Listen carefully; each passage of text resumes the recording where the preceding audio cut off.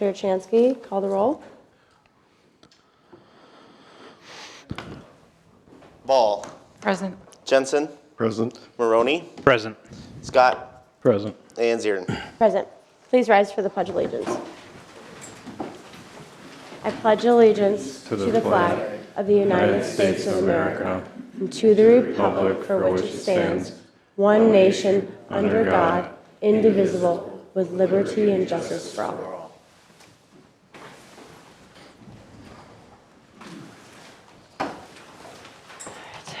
Can I get an approval or amendment of the agenda? I'll make a motion to approve the agenda as written. Second. All right, any other discussion? All those in favor say aye. Aye. Opposed? Motion carries. We'll go ahead and move on to open forum. I'd like to invite anybody up to discuss anything that is not on the agenda tonight. Hi, Madam Mayor and Council. Again, it's that time of the year. Aviation Day is Saturday, May 4th this year. I'd like to invite everybody, and Joe has helped us with the things with the city and the tables. I appreciate all the help. We do have invitation for military aircraft this year again. It doesn't always work, but we try. Might be some helicopters from Camp Ripley. But our car club is all ready to go, and hopefully we'll get a nice weather day.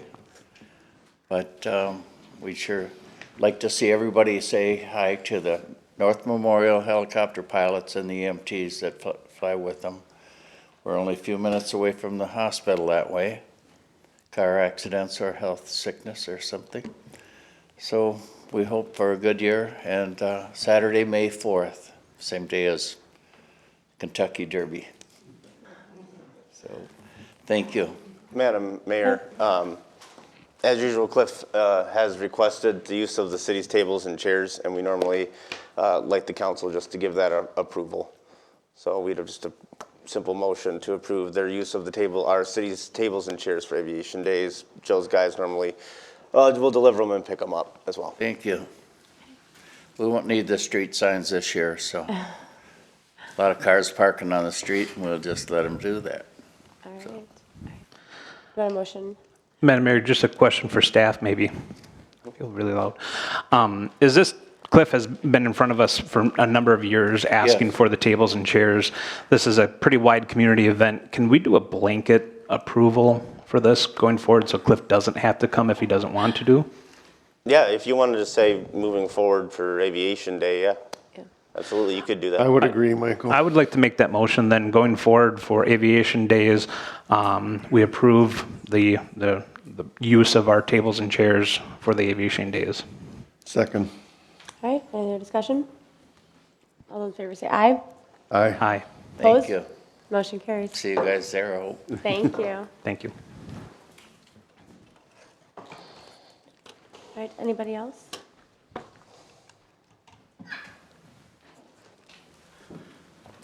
Bill Toft, Greenstein Drive, Breezy Point.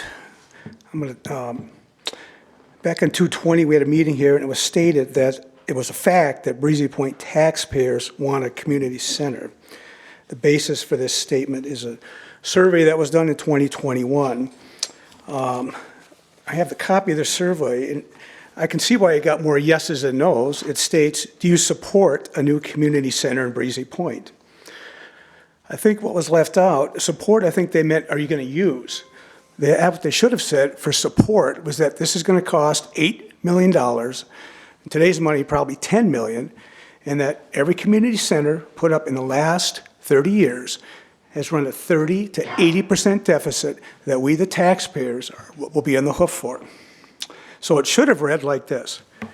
Do you support a new community center in Breezy Point that, according to the proposal, costs $8 million and will run a budget deficit of 40 to 80% that we will be on the hook for? I don't think they'd get many yes answers to that. In fact, I'd like to do an anecdotal poll. Who would say yes to No, that out Mr. there? Toft, this is on, Who this would is, say yes? this is not I'm sorry, but I did let you Don't speak you a want to know little what the bit longer. voters want? That's what the I know, voter. but this is on the agenda tonight, and we're not talking about that specifically. So why can't I ask if they would vote for it? I would prefer not. I'm sorry. I asked to come up and speak on something not on You know the what? agenda. I think Mr. Toft, I think it's a please. mistake not to know what the voters want in this city. Mr. Toft, please. Okay, we will discuss it when we get to that. But I understand what you're trying to say. And if we do another survey, right, if we decide that tonight, then we will look at other verbiage in that survey. But I would. As long as it's truthful and transparent, I'm okay with it. Okay. Otherwise, I think you don't want to hear the answer, personally. No, that has nothing to do with it. I'm sorry. Okay. It doesn't. Okay. I would appreciate it though if you just. Okay. I have to Okay. All right. allow I respect everyone that. the same. I respect that. I courtesy. respect that. Just real quick, it was also stated here that we have not been overtaxed. And the logic was that some bonds had been called early and were paid off, and that we didn't have to cover the principal and the interest any longer, but we kept collecting the same tax money in order to build a cash position. Now, I believe this was done, I don't know all the details, I'm going to be honest with you, I don't know if all the details, this might not be real fair, but I believe this was done in 2020-21. And my 5 years of training at Merrill Lynch in cash management, you don't raise cash when interest rates are 0.0003 on your money market rates. In other words, $5 million would get you $1,500 in a year as far as earnings. Instead, most businesses and corporations were raising debt. Apple raised $1.2 billion for 5 years to pay a dividend, and their rate that was 0.55. Breezy Point had a really good rating, general obligation, AA. We could have raised a 5-year general purpose bonds at the rate back then would have been 0.5 to 0.75%. We could have rolled that cash into 6-month treasuries for the last 2.5 years, and we'd have all the interest covered, plus another $350,000 in the bank right now and counting. You folks represent us, the taxpayers. Please do your due diligence. Just do your due diligence. I thank you for your time. Thank you.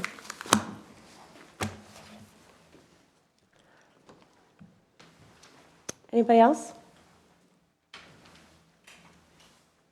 All right, we will go ahead and move on to the presentation. Mr. Chansky?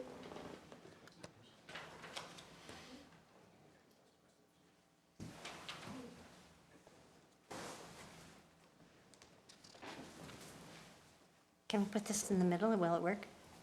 Yeah. Okay. Oh, there we go, okay. Lynn Sharon Brock, Paul Bunyan Scenic Byway Association. And Joelle Tweet, Paul Bunyan Scenic Byway. So we are really here to be kind of your pom-pom waivers for the byway route. That's really our big job. We have other jobs too, but that's the best job of being a byway person. All of the wonderful things that are along the route are what we cheer about every day. So there's a lot of wonderful stuff. And I think all of you got most of the information that I had in a packet ahead of time, so hopefully you did. In that was the information that we currently have about the city of Breezy Point. If there's anything new or something you'd rather have us waving our pom-poms about, please let us know that. The first event that we really need that information for is coming right up. That's the end of April on Senior Expo Days in Cross Lake. And we'll be updating that little, it was a small flyer called Babe's Stomping Grounds, Paul and Babe's Stomping Grounds. We'll be updating that for that. So if you have new information or something different wording that you want us to do, please let us know before then. It's the end of this month, and we'll get that updated for you. In your packet that you got is a page that looks like that. That's just what I'm looking at right now as we're talking. The top part of it is kind of just for your information, in case you didn't know what byways were all about, both the state and the national. Maybe I should stop right now that I'm saying that, and you got all that information. Did anybody already do their bragging rights game sheet? I brought a prize. No worries, you can turn it in later. You'll know more after we're done talking anyway. So, all right, so that's just kind of for your information to have. And of course, if you have questions about any of that before we go, just holler it out and we'll try to answer what we can. What we'd like to talk to you about is kind of what's going on right now with the scenic byway. There are lots of things going on. We don't want to take too much of your time, so just take kind of the main things that are happening at this point, and some of them I think you already know about. So we've talked a bit about the sites in Breezy Point, so we know that one already. And then we're going to talk a little bit about the stories of Breezy Point. We are trying to put together a wonderful video of the byway route. And those cities and townships that have an interest in finding people within your jurisdiction willing to talk on camera, if they're not shy, not camera shy, and they'd be willing to talk, we would love to have those names, and we'll put them in our list and give them to the person who's going to be doing the videography. The way I understand it from him, it will be like a day, not just whenever they have time. There'll be a day and time identified, and those who want to speak will come then, wherever we set it up, if it's here or wherever, somewhere else, could be too. And they'll get videoed, and he has kind of a list of questions he'll ask them. He said not to fear looking bad on TV. He'll make sure you look good, so if anybody has that worry or express that worry, you can just dispel it right away. Don't worry, that won't happen. So now I'm going to step aside for a minute, and Joelle's going to talk to you about a couple of things that a lot of you are familiar with, because I think you've been on the same committee. Which one do you want me to start with? Yeah, we can start there. Okay. Well, the Safe Routes to School, which, you know, we're working on a path, right, from here all the way towards Pequot. And that is one thing that the Paul Bunyan Scenic Byway has been a partner in.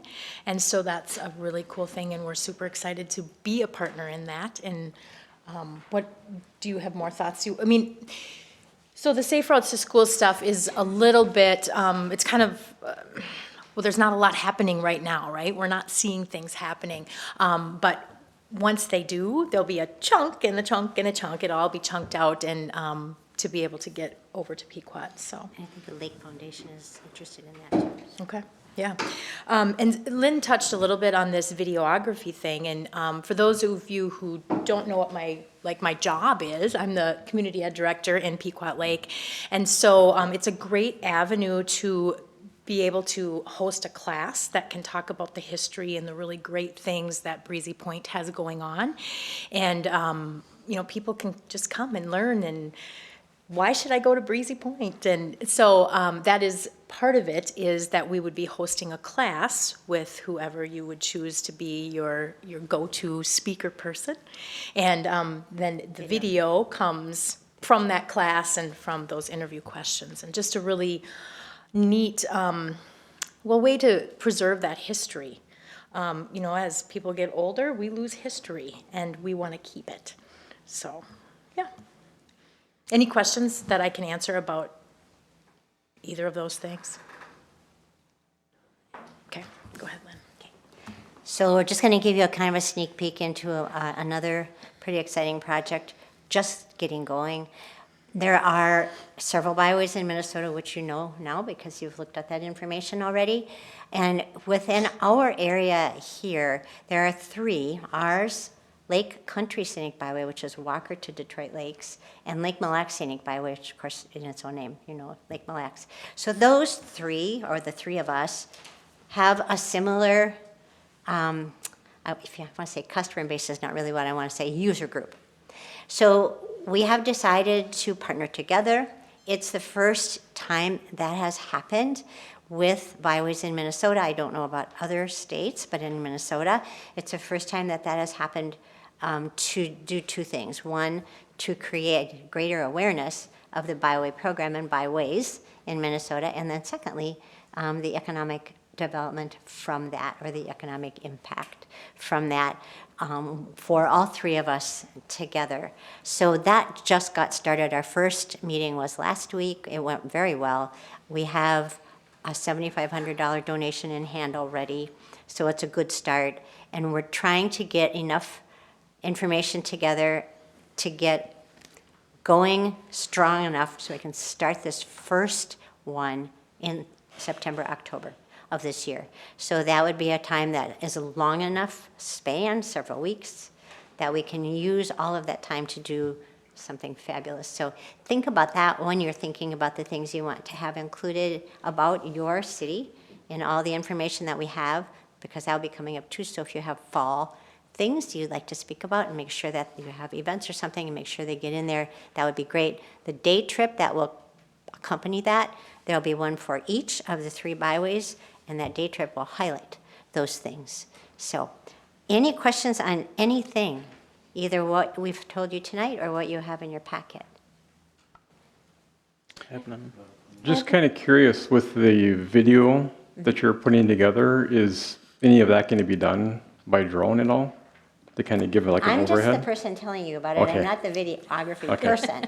It's going to be Casey Moore. I don't know if you know who he is.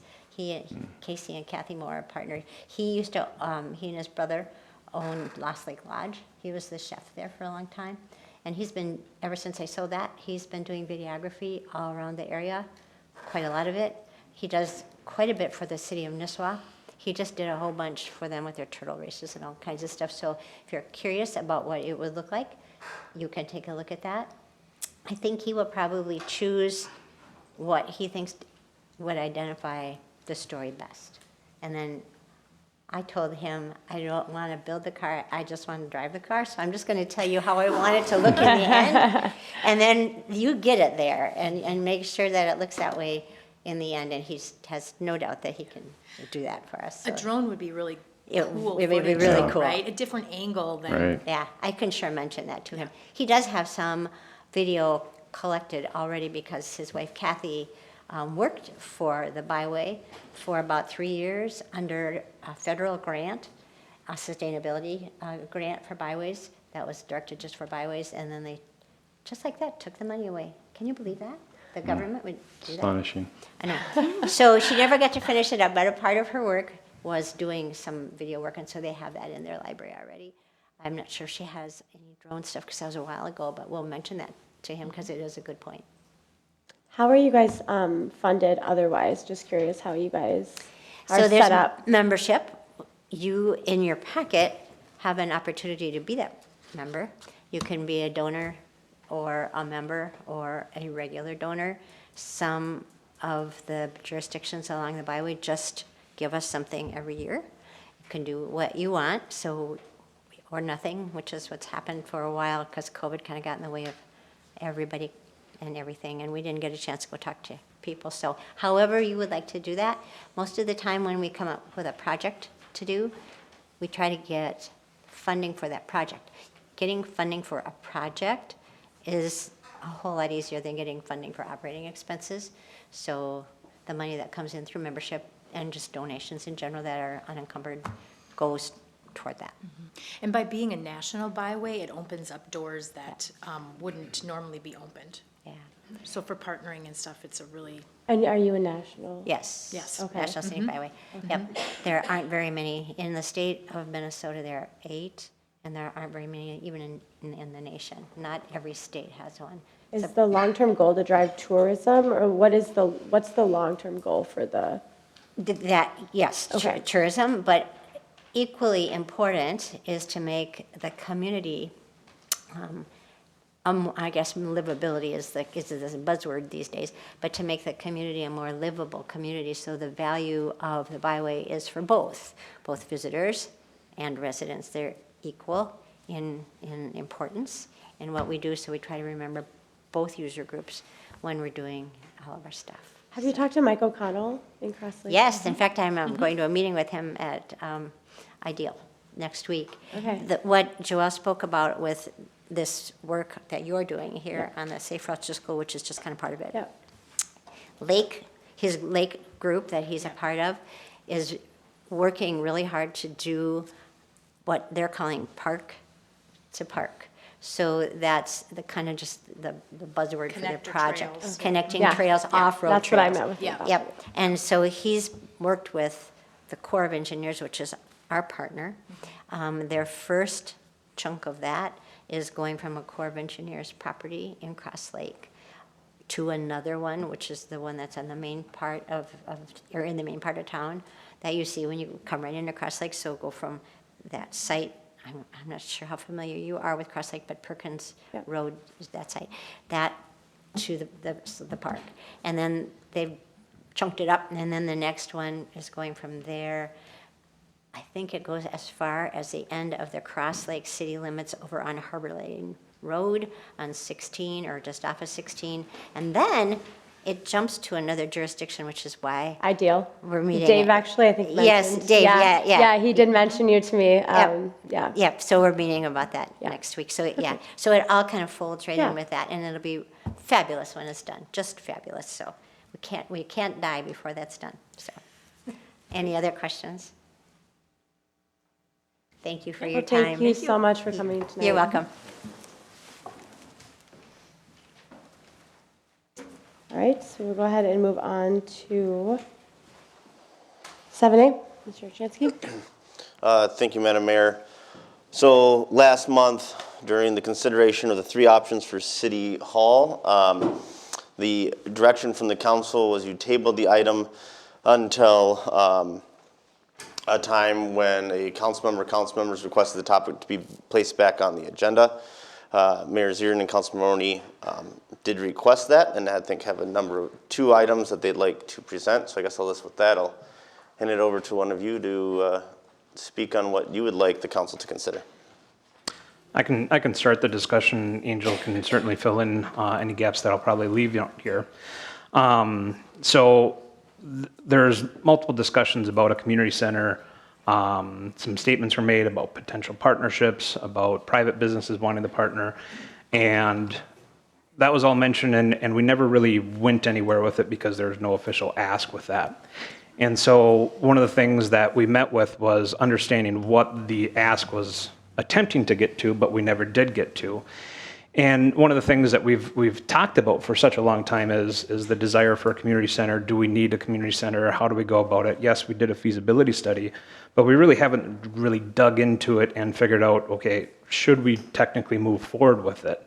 Some ideas were brought forward about a potential land acquisition or building acquisition. We have done schematic designs for potential what a gym would look like if we were to do either a new city hall or adding on to the current city hall. But we really haven't dug down into what would the programming be, what would be the cost be, what would the finite details be. We've never done that yet. And so everybody's talked about the community center, wanted the community center, but we as a council, none of the councils I've served on has said, let's put forth the effort to figure out what it would be for the cost to run it. What does the programming look like? What does the staffing look like? What does all those details look like? We've looked at it at a high level, but we've never done in this case, a due diligence and looking at what it is. Minister Chansky has mentioned the idea, which is in a pause right now, but there's a local sales option tax that we could certainly apply, and majority of the visitors would then end up paying for the building of it. Now that's in a moratorium right now, so that's out until next July, but that is an option that we could use as a funding resource. But until we actually start looking at what could those options and those fees be that come in to figure out what could the financing be, what would be out of pocket for the city versus what could be done by local sales option tax, to what would it take to run a community center of what nature, we don't know. It's always been a made-up number and no known facts, no plan, essentially. And so when talking with Angel, the administrator, it was kind of decided like we should finally put together and ask for the council to approve for staff to look into this. This time we're just asking for staff, no outside firm. This would be for staff to inquire with other community centers to see what they're actually expensing, what kind of staff it is, what kind of programming it is. Potentially it might be it's not the best fit for us because what everybody comes back with. Potentially there's ideas out there that we haven't heard of. Maybe there's a community center that got funded by some sort of grant because they built it a specific way and therefore it can be a storm shelter. There's a lot of ideas and concepts out there that we've never said, let's ask the question. We've always talked about it as hypothetical and something that we could potentially do. So working with that, with staff, we kind of put together the basis of what we want to investigate. And that's, again, to see if there's partnerships within other communities or private businesses. Is there something that can be worked on? We don't know what that looks like. We don't know if it could even work. Again, these are questions that we've never asked staff to look into, therefore we don't know those answers. Looking into the potential of what the Landis and Gear building is.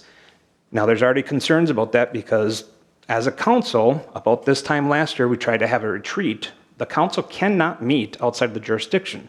So that might be totally out of the realm, but unfortunately, we've never asked and dedicated staff time to actually ask that question. So that building, that project, which there's a lot of people who are nay against it, a lot of people who are for it, until we actually ask staff to investigate, it's always in the back of people's minds of, could it be? Is it the best way? Is it a bad idea? Until we actually ask staff to look into it, we don't know. And it's always that what if in the back of everybody's mind.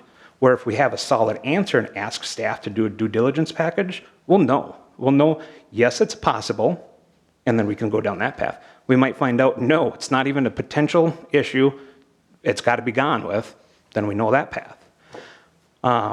Looking at what the cost estimates to run the community center, if we were to do the remodel with the addition, what would that look like for staff time? Staffing and programming. What would the maintenance be? What would be the costs be to the end taxpayer?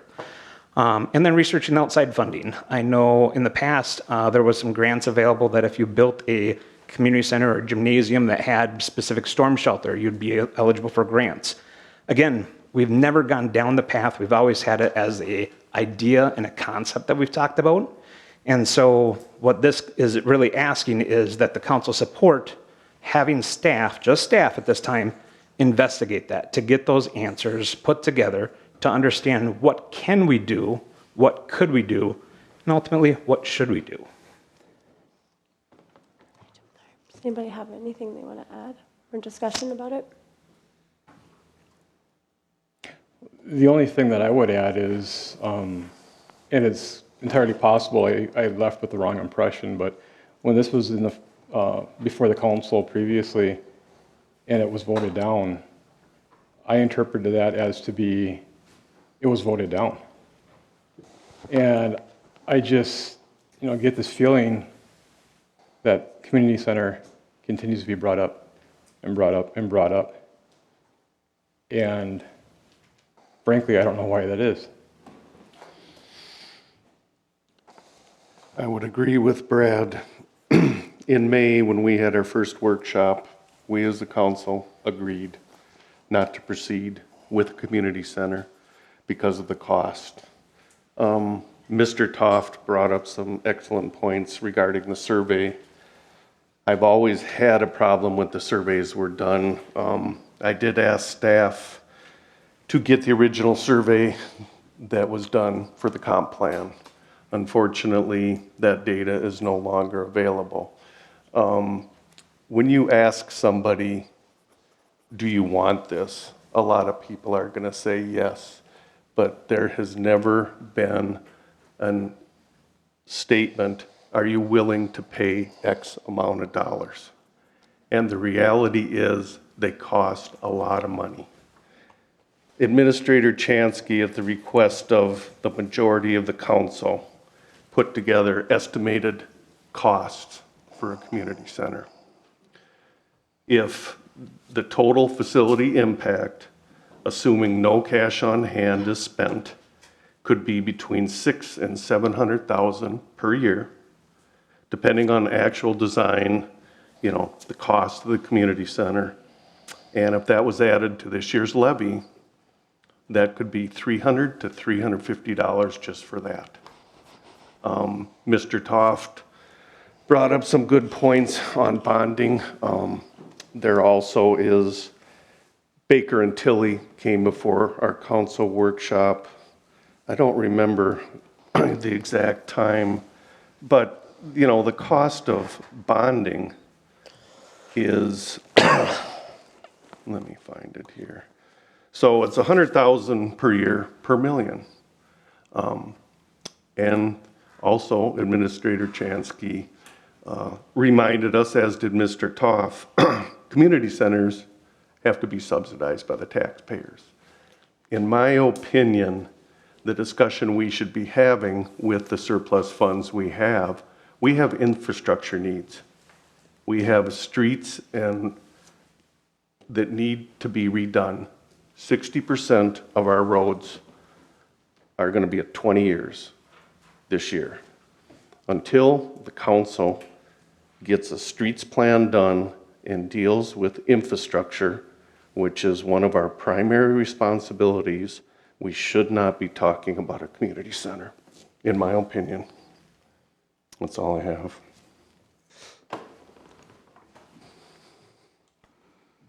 I guess my position on this is that we should have come to some sort of conclusion like this in a workshop format where we all could discuss what we exactly want moving forward and what we don't want. I think Councilman Scott, you mentioned last time, like, where do we actually want to go with this City Hall? I think it's gotten a little fuzzy since we started back in, started really getting into it back in November.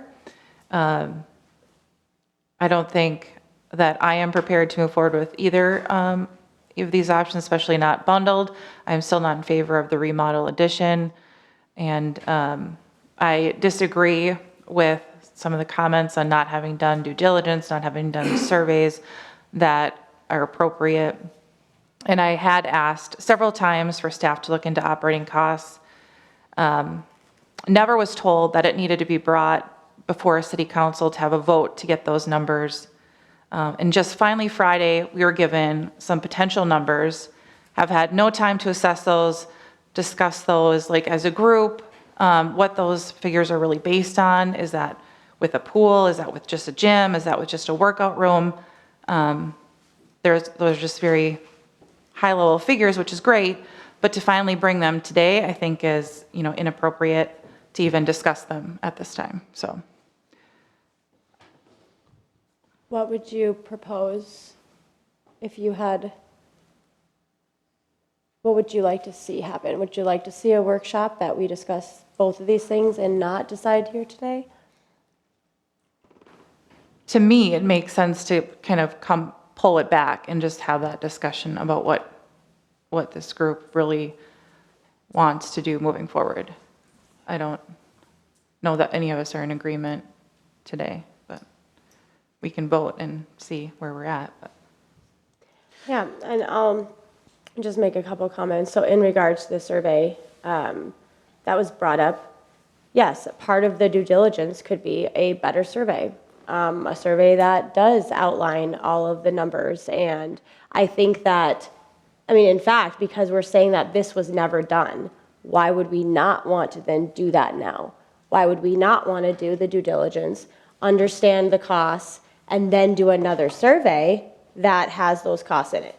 Not to mention, we're talking about the cost. I believe, Minister Chansky, what you sent was if we solely funded it as a city ourselves and it was a new build, correct? Correct. Okay. So, and with that being said, when I ran, I was not in favor of a fully funded taxpayer community from Breezy Point in general. So with the due diligence that we're asking to do, there's a lot of options that would actually decrease that significantly. So even at that high level conservativeness of average taxpayer in Breezy Point paying an additional $300 to $350 a year, when I look at what I pay to take down or whatever that looks like, that's about $1,200 a year. So that's, that's potentially a fourth of what that would look like. So I think that it would make sense to then be able to have another survey. And with the growth in Breezy Point, there's a lot of new residents. Now, with that also being said, I did have conversations with other mayors and in the cities, and one of the bigger things with community centers right now, Rosemount, they're partnering with Lifetime. Okay, so their community center is not just Rosemount taxpayers. They're partnering with a for-profit entity and being able to reduce their costs operationally, taxpayer-wise. And I think that with the potential partnerships, which are listed in, one of the things about the due diligence that we would look at is what does that look like? Okay, if we partnered with the resort, if we partnered with a gym, if we partnered with other cities, how can we reduce that? If we were able to reduce that down to taxes, the average taxpayer only paying an additional $100 a year, and then send out a survey that says, here are our options, here's the due diligence that we did, here are the numbers. Now, would you be in favor of something like this? And I think that by doing that, we're setting ourselves up for success in the future, because now other councils in the future are not going to be able to say, well, this wasn't done, right? Because even looking at today, what are we hearing? We're hearing, well, this survey was slanted. This survey didn't have this.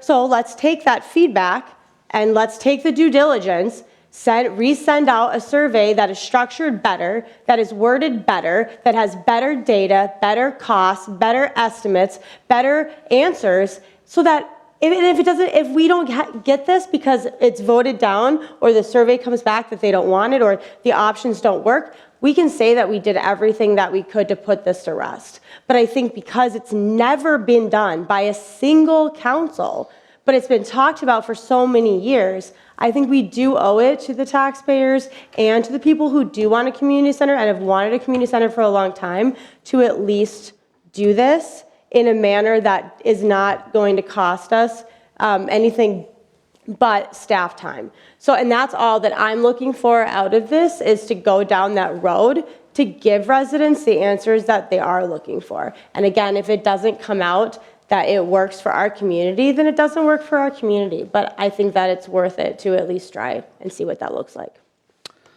Some of the discussion, I just want to echo on Mr. Jensen, some comments that you made too. Yes, staff did put together a high-level estimate, $300 to $350 per taxpayer, which is exorbitantly high. But that also includes a total new building cost at $100,000 at a 2.5 million, roughly community center, $3 million, be $300,000 a year. Again, if we can do the local sales option tax that can pay 100% of that, again, we don't know what it could afford because we haven't asked staff to look into it, that would reduce it by half right there. Mr. Chansky put in there about 2 full-time staff positions. Well, already we've talked about a potential full-time hire for Public Works in the future that might be needed. This position would actually achieve some of those responsibilities. So while we included 2 full-time staff members, one of those may be onboarded within a few years alone, therefore reducing the expenditure by roughly $100,000. We also aren't considering any memberships into there. So right there, we potentially cut it in half to maybe 100 to 125 per resident. But again, without asking those questions, we don't know.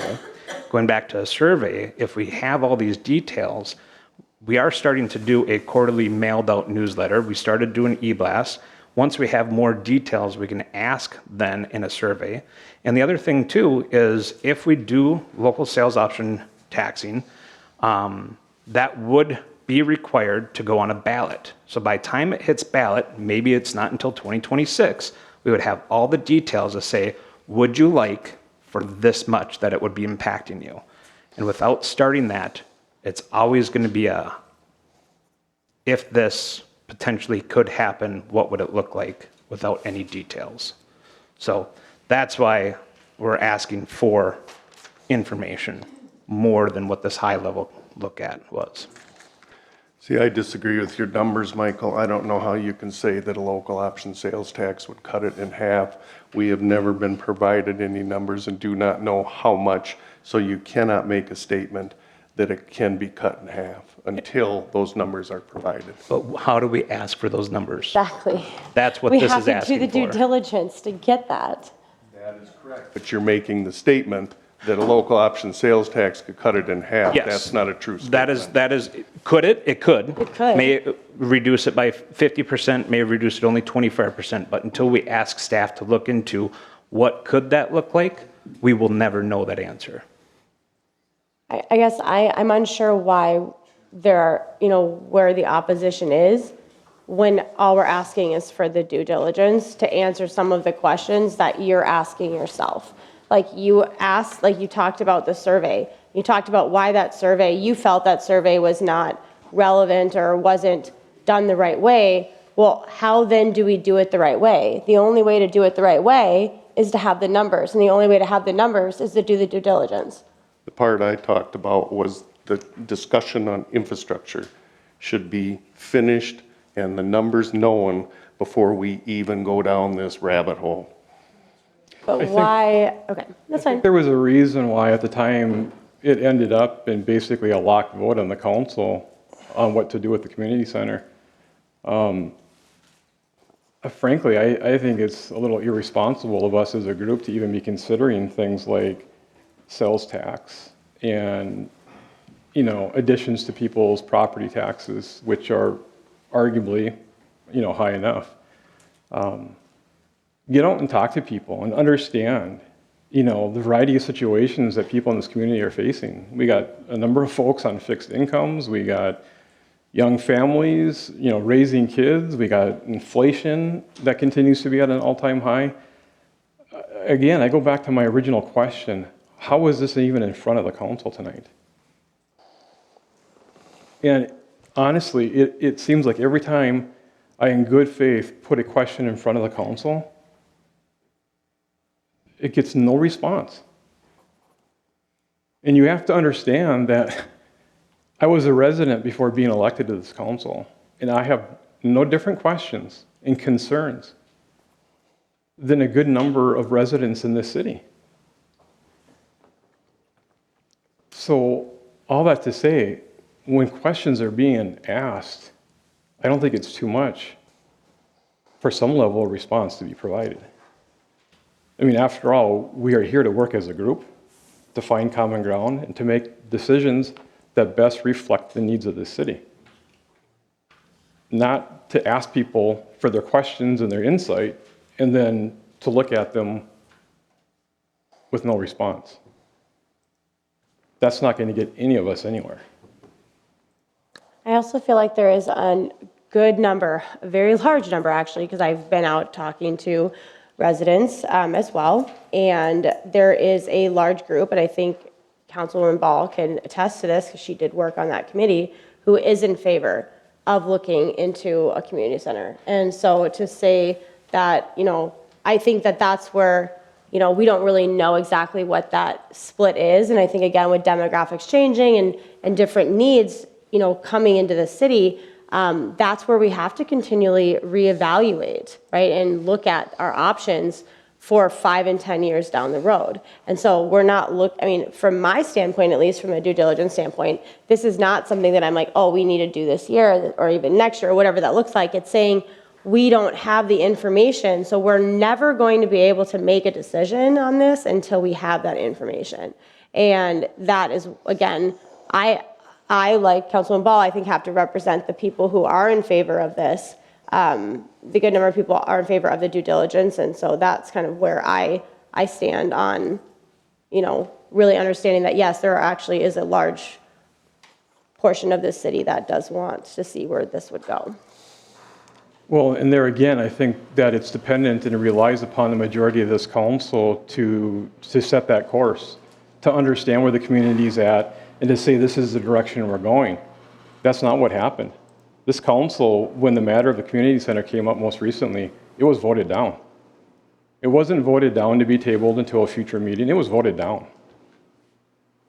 And so if there's two things that I would agree with tonight, one that Councilmember Ball said, not even entirely sure how this is in front of the council. In part because, yeah, quite a bit of things to think about and information to take in such a short amount of time.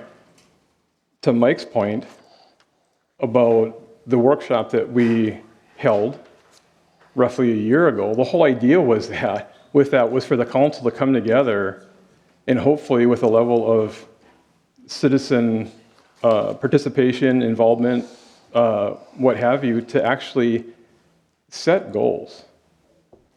What are the goals in this community? And with that, from those goals, what are our priorities? We sit here, I feel, and I hear this quite a bit from residents, seemingly kind of spinning our wheels around a lot of different things. There's a lot of needs that exist in this community. High dollar needs. Steve alluded to it, infrastructure needs. And I still have questions, as I said up here tonight, where does City Hall fall into the priority order within all the other stuff that's going on? This council's already committed over $3 million to Bushman Road. We just purchased a new ladder truck that was needed for the fire department of $1 million. We're making commitments to future trails in the community that cost a lot of money. I don't know that I can vote one way or another at this point on anything until I think as a council, we spend the time to identify goals and to set priorities. I agree with you, and that's actually why I messaged you and asked if you would take the lead to set up what the vision that would look like, and you never responded to my message. So my question to you is, if that is what we need to do, which I would agree, how would you like to go about doing that, and who do you think should take the lead to do that? Because I mean, and again, I agree with Councilman Ball, and so if we want to table this tonight and we want to set up the next workshop to discuss that, I'm fine with that. But I also think, again, you know, we say we, and it is hard because there are open meeting laws, so a lot of times it can't be we that brings stuff to council because you can only have one person really working on something with you. And so what happens is, what ends up happening, and this has been an issue I think we can all agree on, is that when it is brought by two people, then it looks like they're conspiring or like they're hiding something. And it's like, well, I don't know how else to do it when we have our open meeting laws, and we have them for a reason. So it is very difficult sometimes when we say we need to do these things. Well, we are sitting here tonight, and if you would like to have a workshop or do something, I would really love for you to give us in how you would like to see that to move forward so that we can address that. I think it is something that we do need to do.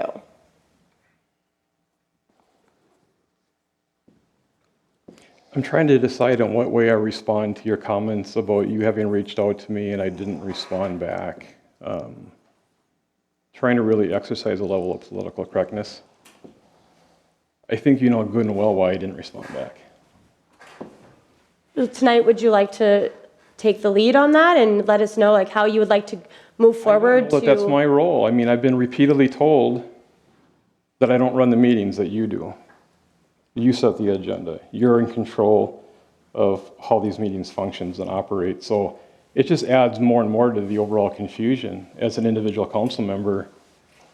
What should I do? What shouldn't I do? What kind of guardrails are going to be put in front of me to keep me in check, if you will? I mean, I don't know. No, I I'm would genuinely argue- asking though, how would you like to do it? I'm genuinely asking you. I mean, because this has been brought up a couple times by you.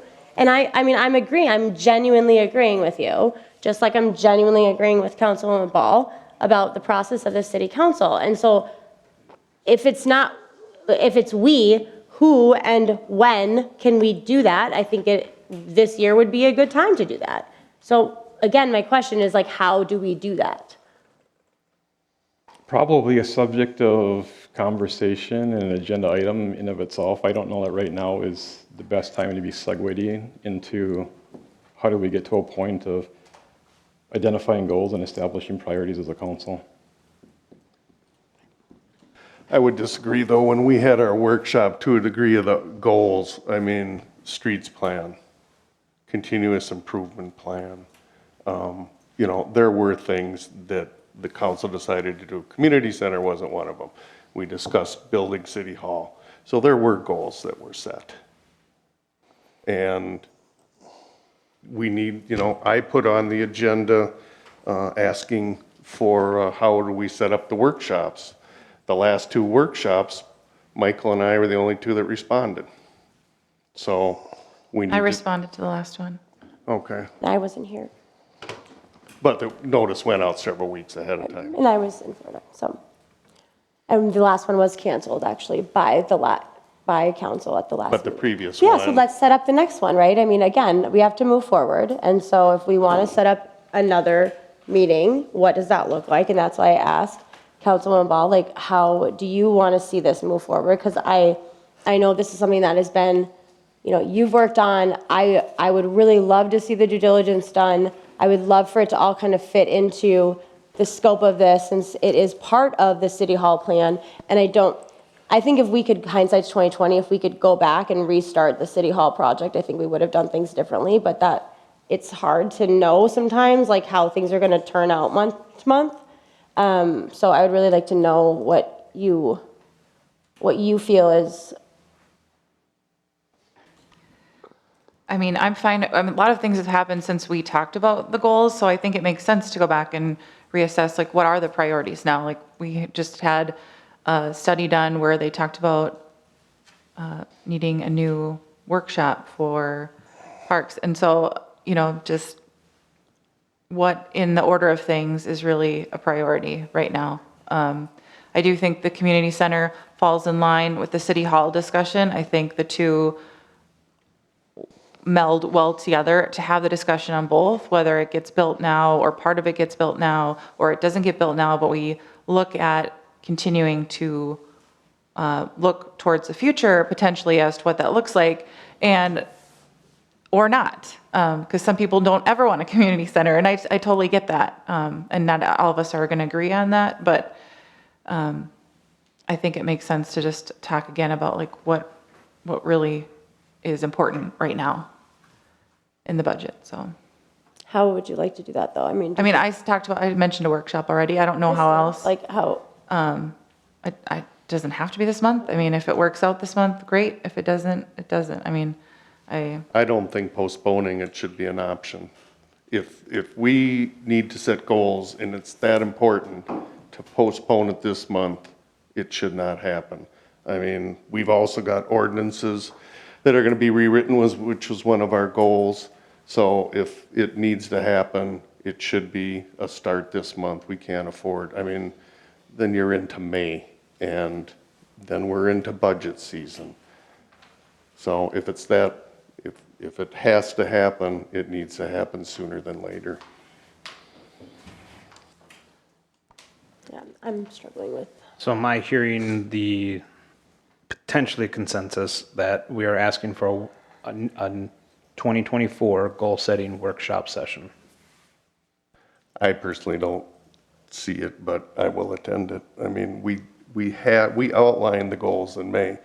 You know, if that's what council wants, I would like to see specific items on what do we need to discuss that wasn't discussed. I mean, we spent 11 months in numerous workshops, and I'm all for workshops. I think they're very effective, and there's just not enough time at a council meeting. But back in May, we set goals. This is what we want to accomplish. Administrator Chansky, had his vision, and I'm fine for discussing it again, but I don't know. I think, to me, what I hear from the council is you want to rediscuss community center and city hall. I mean, we already have on the agenda tonight the RFP for the ordinances. David, at some point, will present the continuous improvement plan. We need to get moving on infrastructure and a streets plan and look at that and at least get numbers so that we know what we're looking at for the budget for the levy.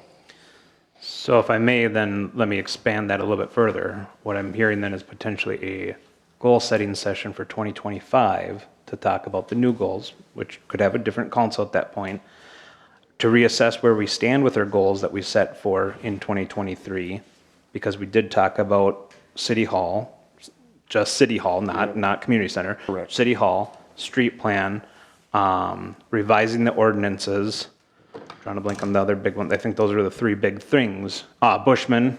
So those were a new ERP system. So what I might be hearing is that we want to pause all discussions on the community center until a goal session, to review goal session setting from 2023 to see a year in review where we are in 2025 and see where we are with those goals that we set out to do in 2023, how they are. You mean accomplished. 2024? 2024. We're in Well, we 2024. did 2023 as the goal setting session for 2023 and 2024. Yes. Sorry, I'm referencing the goal setting session we did in May of 2023. So we're asking to pause the community center and see if it comes up in the 2025 goal setting session, if that's where the council at that time wishes to continue discussions on it. I think where I struggle with it is and we talked about this, but, I know that they need the city hall, and I think that the bigger issue for me is that, I feel like we are a little bit compromising on like what the option of city hall is, because if a community center does work out, like, would we still want to do a gym added on here, right? Like, that's where I kind of struggle with the whole situation, is because, like Councilwoman Ball said, they are intertwined, in my opinion. They are, however, the design committee did build the addition/remodel option that we have in front of us tonight again, that it can be added amongst with ease. Like, it was designed that we said if and whenever, a year to 10 years down the road, if we wanted to add on, what does that look like? And we ensured that we had the proper space, the proper way to be able to add on with ease. And you might think that that design is good, but I don't. I don't think it connects well with the rest of the community center aspects, because you'll have the gym over here and the library way on the other side. I mean, those things should be interconnected, like all your community things. You shouldn't have staff in the middle of that. So I don't like that design, personally. Do we know what the cost difference is if we did the gym with the addition remodel versus without? Do we know, like, if we did it with it versus if we added it like 5 years from now, or a year from now, do we know how much more of a difference that cost is at the time frame that we're adding a gym? Will I know what future costs are? No. I don't know what today's costs are based on the estimate that Woodset's given us. I think that in about 2.5 million. What will it be in a year? Who knows what market factors, rates might come down, construction costs vary. Yeah. So I really do struggle with this, because I feel like everybody is pretty set on their opinion of what should happen. And I feel like last time we didn't have a majority. And I thought a lot about that, because I don't think that the $2.5 million build is the best thing for the city, but I also understand that, like, staff needs space. And so, like, at this point, I do feel like I am ready to compromise on approving the 2.5 million, because I do feel like it's best for staff. And I'm going to go on the record and say I don't think it's the best option with the long-term value, and I've already stated this, but I don't want to leave the city in a position that they don't have what they need. And again, I really do struggle with this for me, but I think that for staff, I will vote in favor to move forward with that for them and address other things at a later date. But I still am not understanding what is so the opposition for the due diligence, so that we have the information that we need for the future of the city. I don't understand why that is an issue, but I'm not going to leave staff hanging. I'm not going to leave Woodseth hanging. I'm not going to leave all the work that we've done the last 6 months, even though it's not turning out the way that I believe that would be good for the city. I am in a position to vote in favor to move forward with that. So is there a motion for the first action item, or is that's tabled? We'll just table that. But I'd like to clarify on that table, because I just don't want it to be up and up. Are we tabling community center discussion until 2025? no, I would really like to see us do the due diligence, but if that's why I asked Councilman Ball, like, where you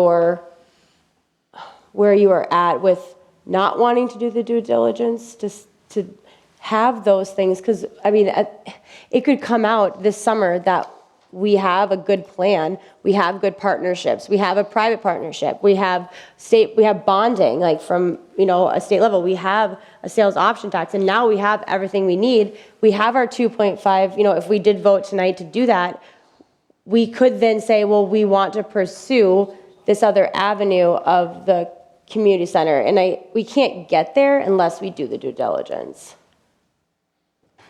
As one motion, I'm not in favor of it. I also don't necessarily understand if you're going to be in favor of it, why you would be not expending any funds to do the due diligence that we supposedly have not done any of, which I disagree with.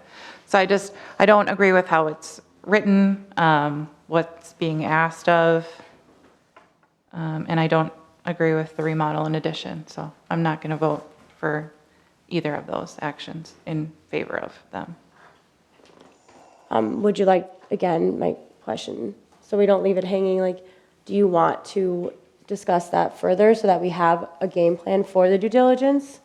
So that we can actually like put together that? Is that something you want to do? I mean, I think it should be discussed more, yes. I think it should be discussed in a workshop? Yes. Okay.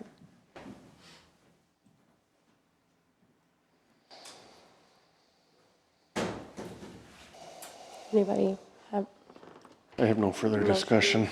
I've got no further discussion. okay, is anyone ready to make a motion?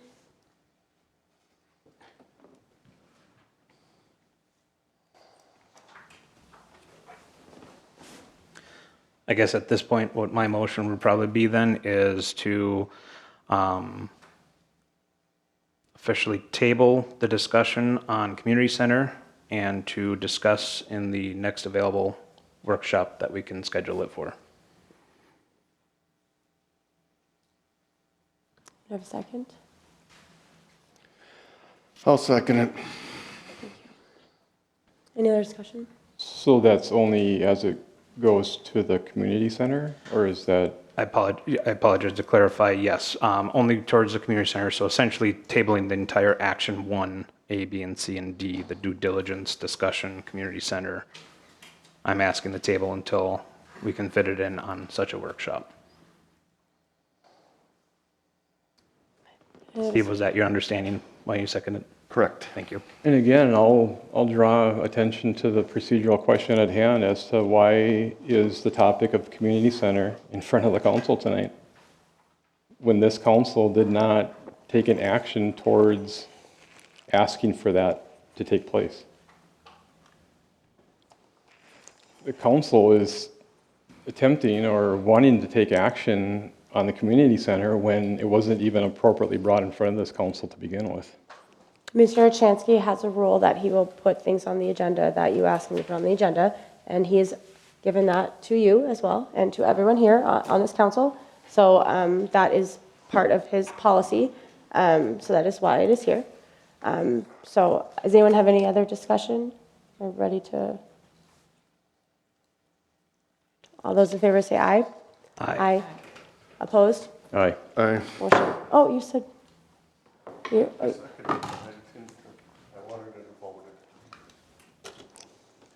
Okay, I'm sorry. So you, no, yes, yes, yes. Okay, I just want to make sure. Okay, 3-2. all right. Now on to the next motion. Do you have a motion for the? So in this discussion as well, we discussed the option that was presented in front of us, which was option 3, without the gymnasium, which is the remodel with addition, is to continue forward with the design documents as it was proposed in front of us, and to obtain design documents as well as get a final bid from High Tech Construction. So if there's any discussion, otherwise I can make that motion. So can I ask another point of clarification? I've heard tonight and at other meetings that the community center and city hall are, intertwined. Essentially, you really shouldn't do something to one while you're not entertaining doing something to another. Council just took action to table the community center discussion to a workshop meeting. And now we're going to entertain a separate motion on moving forward with construction documents for option 3. I guess I'm not understanding if the two are so connected together, if you will, in terms of a community resource, why are we not postponing action on anything to do with City Hall until there is further conversation? Right, I agree. I think it needs to be discussed more. See, I don't think they're intertwined personally. I think they're totally separate issues. We did not even start discussing a community center until the special council meeting was called. Again, council agreed in May to not pursue a community center because of the cost. I think we started looking at the community center features back in November when they started doing design plans, and I had asked for them to put numbers together for that. So it wasn't in February, it was not the first time we started looking at that. Well, if a Steve? gym is called a community center, I mean, yeah, I would agree with Mayor Zierden on one thing. I would definitely take a different path than we did with this project. And I would agree, I don't believe that they're intertwined. In my opinion, if the community center did come back at what staff's recommendation of a $300 to $350 expenditure to taxpayers, it would be, in my opinion, I would not vote for that. And so, should the discussion further go along, and we do due diligence, and that's what it comes up to, I'm not in favor of it. However, the design package was done so that way we can add with ease, according to our design team, we can add said features should we decide to move forward with it. And so it is a separate issue. While some believe it's intertwined, I believe it's separate. When we did walk out of that June, July, August meeting workshop that we had looking at the initial designs, we all concluded, yes, something needs to be done at City Hall. This is a 1995 building, built for a population of 900. We're now over 2,800. We've grown our staffing capacities. We have desires for interns to help with the special projects. We have nowhere to put them, therefore we can't. And so looking at the design options, it is the best design of both worlds. Should we do decide to move forward with the community center, it can be done. If we don't, we still have the proper facilities going forward.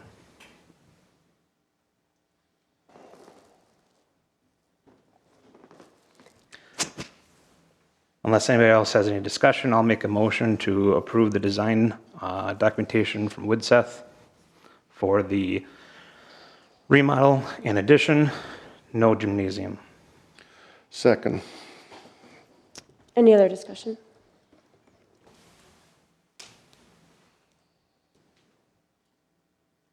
All right, all those in favor say aye. Aye. Opposed? Aye. Motion carries. All right, we will go ahead and move on to the proposed ordinance. Mr. Chansky. Thank you, Madam Mayor, members of the council. At your workshop on February 20th, you had a discussion regarding golf cart regulations. Talked about it. Do we need to approve the consent calendar? No, that's after this. This is 7B. Sorry. Okay. I'm looking at, I was saying, so at your February got a 20 different workshop, had a discussion regarding golf cart regulations.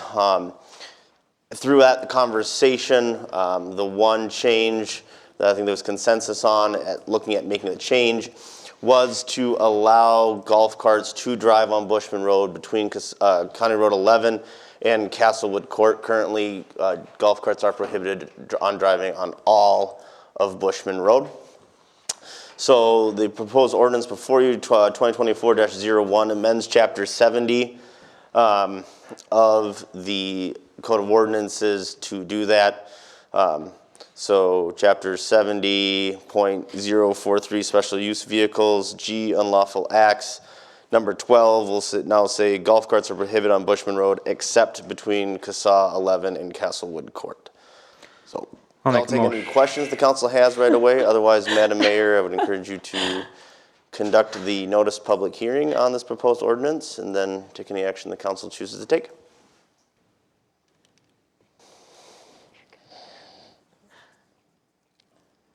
Anybody? what's a public hearing? Oh, I'm sorry. Yep, I thought we were voting. Yep, me So too. sorry. That's why I looked at you. All right, does anyone want to come forward to speak on this? We're going to open the public hearing now.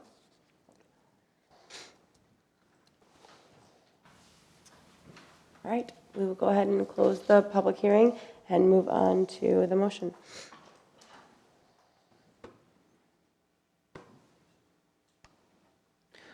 The ordinance amendment is just as we discussed at our workshop, so I may be misremembering, but I thought we talked about allowing individuals to drive from like those east-west roads and take Bushman, so they wouldn't have to drive on 11.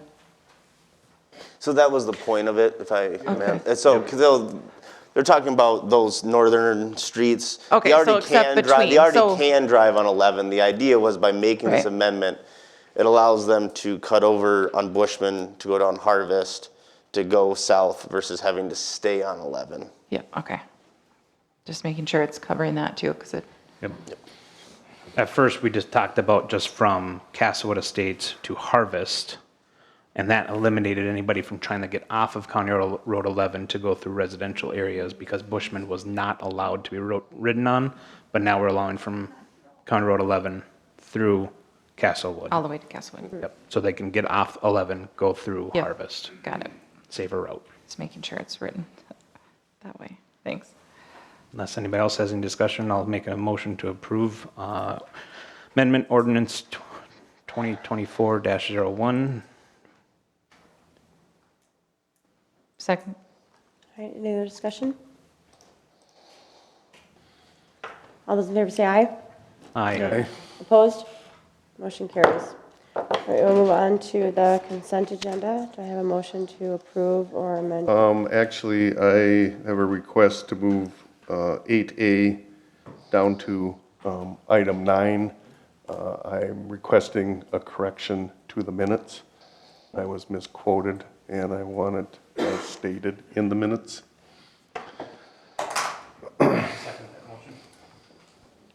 Second that motion. Any other discussion? All in favor say aye. Aye. Opposed? Motion carries. We'll go ahead and move on to 9. Just, Madam Mayor, I think, was that a motion just to move that or to approve the consent agenda as well? To move it. Just move, okay, so Okay, now we need, just move. now we need a motion to approve the amended consent agenda. Make a motion to approve the amended consent agenda. Second. All right, any discussion? All those in favor say aye. Aye. Opposed? Motion carries.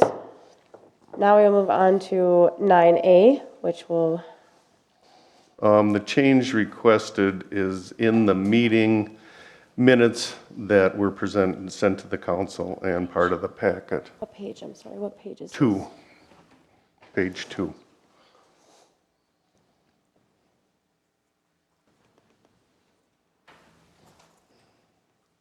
Go ahead. And this is under the motion Jensen Maroney to move on with no actions from City Hall. Underneath that, it states Councilmember Scott stated that the city can't move on without a plan. The sentence that I have issue with, that I was misquoted, Councilmember Jensen argued that the city has a comprehensive plan that includes a disc golf course and community center. And what I said was, well, I think the city does have a plan, Brad, the comprehensive plan.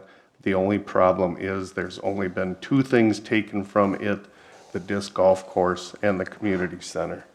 That is time stamped on the recording at 1 hour, 8 minutes and 7 seconds. And that is my statement per the video that was recorded. Are you just wanting I just want it changed, to change the wording of it? yeah, Okay. to what I actually said. Yeah, Councilmember Jensen did send me the wording that he'd Okay. like, just to change it to, quote, "Well, I think the city has a plan, Brad, the comprehensive plan. The only problem is there's been 2 things taken from it, the disc golf course and the community center." Okay. That's what we would like the wording changed to. That's your motion, Steve? Yes, correct. I'll second that motion. Any other discussion? All in favor say aye. Aye. Opposed?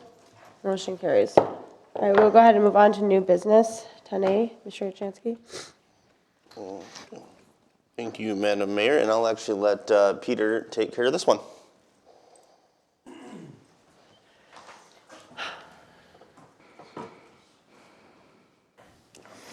All right, good evening, Madam Mayor and Council. Before you for the review is the final plat of the Common Interest Community Vista Village application S2401.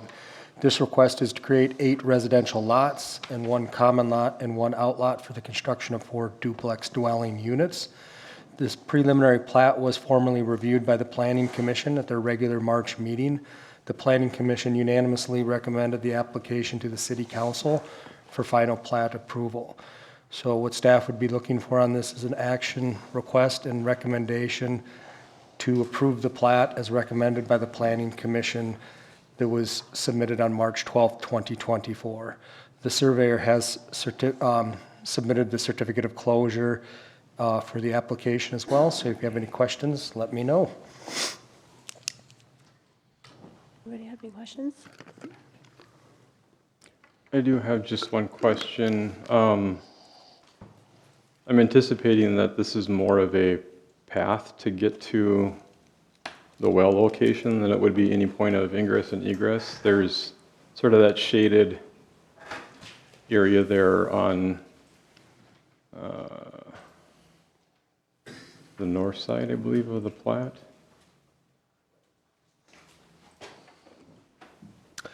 From County Road 11. Sure. We do have the project proposer here tonight. If Mr. Landecker would like to approach the podium and speak to the council on what that pathway is? He says no. No. I think you need to Next one, go Daniel. down to the next page. Next one, Daniel. Yeah, that one. David Landecker, representing White Birch in regards to the final plat request. So the shaded area from the well to County Road 11 actually is golf cart access to County Road 11 so that the golf carts aren't having to go up a Chickasaw and, you know, kind of stay off that residential street patterns and actually take them up further up County Road 11. So it shortens their distance to enter County Road 11 and then, you know, get closer to the city or Antlers, wherever it might be. So it's actually twofold. One, it acts as that access. The other thing it does, which you don't see much here because of the grading plan, it provides, there's a depression right there and we're gonna be building a little dike across that, so that becomes stormwater retention area, and that whole area retains a wooded, the woods will be retained in there, so that when you're along County Road 11, you'll still see the majority of that land will be wooded view. There's an existing approach already there. It was designed to have a residential lot access and actually have a street or driveway access at that point. Of course, with this redesign, it will not be for a vehicular cars and other motorized vehicles. Will be just wide enough for a golf cart path. Okay, thank you. Thank you. And one quick question, I'm assuming county approves that approach, should they need to, since it's added to a county highway? The approach is already there. So this has been submitted to the county and there's been no comments. Thank you.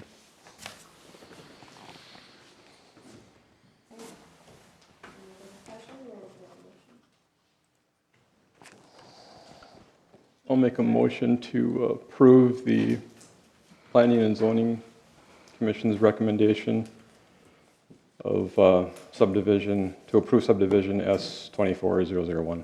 Second. Okay, any other discussion? All in favor say aye. Aye. Opposed? Motion carries. We'll move on to 10B, zoning code update. Thank you, Madam Mayor. So this was something that was included in the 2024 budget, something that was discussed throughout 2023, was to look at having the zoning code updated. So this really is obviously step one, to issue the RFP, to get proposals from planning firms to lead us through that process. The Planning Commission did review this RFP at their meeting in March. So they discussed it. They thought it looked good. They're already planning on, at their next meeting, discussing further what their review process, as well as their individual goals for the update process and how they would like that to go as well. The RFP that you have before you has taken quite a bit, probably about 80% from the RFP that we actually issued in the city of Brainerd back in 2020 when they did their zoning code. We got it. That's actually probably the best response I've ever had in an RFP, so I'm very confident in this format. Why it seems short when it comes to zoning codes, it's generally kind of how they go. In Brainerd, again, this was 4 years ago, but we had about 8 proposals. Of those 8, I think 6 of them I probably spent at least a half an hour on the phone with. So it's very common with these processes. You go out, say, we want a zoning code update, provide them with your documents as we have in the, or links to our documents as we have in the RFP, and then they reach out, have discussions with you, and then propose how they, each individual firm, would approach what they think of your current zoning code, what they think of your comprehensive plan, what areas they think need to be addressed, and their approach for addressing those issues.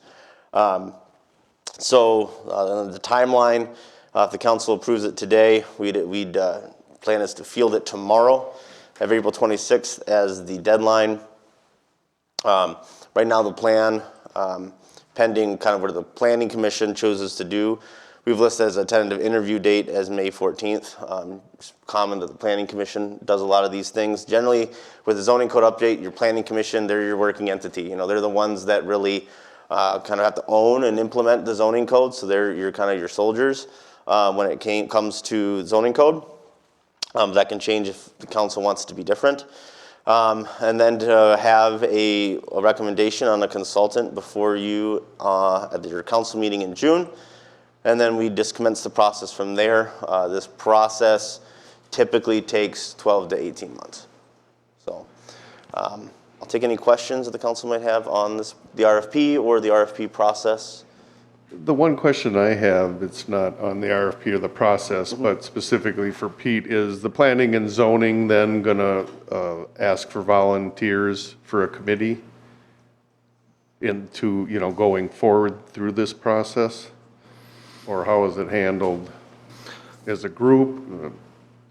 It would be, yes, you can formulate an ordinance review committee, as independent members to review it, and then they can make the recommendation to the Planning Commission.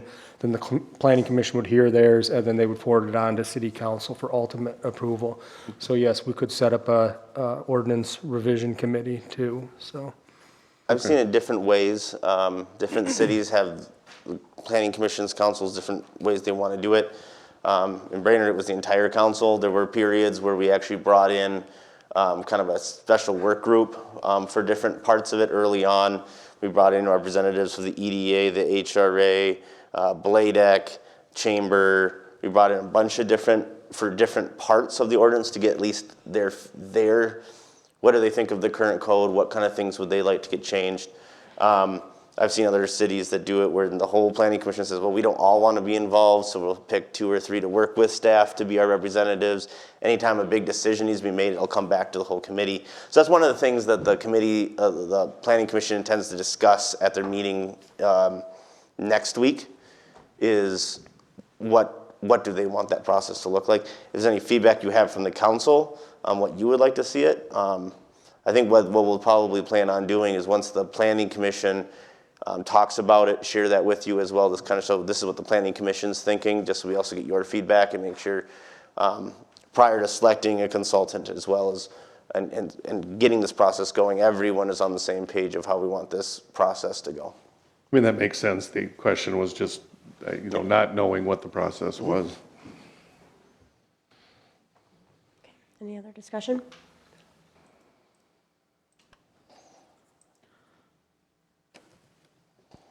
I'll make a motion to approve the RFP. Second. All right, any other discussion? Other discussion? So at this point, just to clarify, this is going out for interested firms to submit a project and cost proposal to the council. Correct. For further approval, right? Correct. Okay. All those in favor say aye. Aye. Aye. Opposed? Motion carries. We'll move on to Shoreview Lane damage assessment. Joe?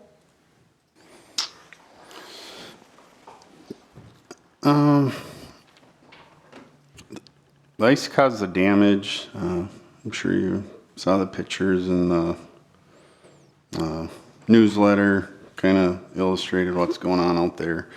Kind of restricts traffic to almost single lane. So it's, I mean, if fiber optic wouldn't be in the situation and it'd be a smaller scope, it's something we probably could take care of, but seeing how it's the full width, most likely I see it rip wrapped 1 to 3, probably 1 to 4 sloped, take care of the utilities that are exposed, inspect the sewer line a little closer, but I don't see any of the lids shifted. We popped them all and looked at them. And then time-wise, you know, this is going on in springtime. I think it needs to be addressed a little quicker than normal. So I contacted Widseth. Nick's here if you have any questions for his proposal. After this, I would expect we'd have a repair plan put together pretty quick and get it done. Right, any discussion? No, I mean, I walk by it multiple times a day. The bank is heaved up past my hip. I mean, it needs to be taken care of. One thing I think when we get to streets plan, and it's gonna be for this repair as well, the city needs to look at putting interduct in certain areas because the fiber optic, gas lines, there is a lot of utilities that zigzag across roads. So in a case like this, to hand dig that entire road, I mean, if you look at it, the rocks that have been pushed into that bank over the years are incredible. That is part of the streets plan. When we get to that, we're gonna need to look at certain areas of possibly putting interduct, because it's a lot cheaper to pull in a piece of fiber and splice it at both ends than to hand dig the entire length of a roadway. So, but that's it. That's all I have. So you're not volunteering to hand dig it? No, I did that as a youth, not anymore. I do have a question, Joe. For utilities like that, is that at the expense of the city to repair, or is that at the expense of the utility being in a right of way? Generally speaking, the utility, but a situation like this I haven't dealt with before. I mean, when we have minor projects, and it depends on the scope, I guess. For example, Bushman, the power lines, that'd be our cost to move them. But we've had where we've done slight road corrections or ditch changes where it's a matter of moving it in the trench. Usually they do it for free. So something like this, maybe Nick could comment on it. This would be considered a natural disaster. It's natural made, right? I don't know if. I don't know Questions? how you could classify it. It's Nick. seasonal. Nick, you got an answer? I might. Madam Mayor and Council, my name's Nick. I'm with Widseth. To answer some of those questions, usually the utility company is responsible for that. We were going to have our funding team look into possible funding for that, and they were going to look at natural disaster funding. So, yeah. Thank you. Yep. Any further questions? Any questions? I'll make a motion to approve the proposal from Widseth. Second. I'm sorry, second? Any other discussion? All in favor say aye. Aye. Aye. Opposed? Motion carries. All right, we'll go ahead and move on to 10B. Thank you, Madam Mayor. So this is one of those unfortunate items. As part of the 2024 budget, the City Council approved to use the implementation of Questico budget software. This is something that I personally was working on during this process. I think as I presented back in 2023, a lot of what we heard, well, especially throughout the budget process in both 2023 and even in 2022, was desire, again, more transparency regarding the city's finances. I think staff, we see that. I think the council, you all agreed. Just making things more transparent, also with the benefit of trying to also make that budget process smoother on the staff side. It's a very manual process right now. Our current ERP, which is Banyan, It's an old system, it's an antiquated system, so again, a lot of what we have to do has to be done by hand in spreadsheets and then later put, again, by hand into Banyan. So we're hoping that Questica would be able to solve some of the problems. During this process, I looked at multiple different solutions. Questica was the one that kind of rose to the top, and then we presented it to council. Unfortunately, during the implementation process, finance specialist Jeanette Rust and I have been involved in that. It's been a lot more than we anticipated. You know, during the research process, you know, I spent multiple calls with them, many hours working with Questica, answering questions, getting demos. And even when we talked about implementation, you know, they talked about training and how they do training. I'm like, okay, that makes sense. You know, I think one of the things though, when they presented to you, they talked about they are not a customizable, but a configurable, because of this. So everyone kind of uses the same format. Okay, that makes sense that you do what they call a global training because everyone's the same format. What we did not anticipate is that part of that process was the city kind of uploading all of our data ourselves and having to take our data and implement it into their formatting. Myself and Jeanette and even Daniel, we've done a lot of different integrations. Jeanette and I both have done full ERPs in the past. Even when we did our website, those are things that the vendor did all that. You just send them the data and they do that. And especially for the fee, we assumed you are doing that. And that's kind of how they made it sound until we got in it, and then it was, you know, we were looking at 8 to 10 hours a week of staff time needing to be spent on this. And it came down to that's not what we anticipated. It's very technical too. And so as we shared our concerns with Questica, some of our other concerns was that it is a very robust software. That's something that they one of their selling points, a very robust software. Unfortunately, we felt like essentially what they were having to do is actually dumb down their software to us once we started looking at implementation, and then the concern becomes, well, what are we paying for? We're paying to use 1/10 of your software. It's a lot of money to use only a small percentage of your software.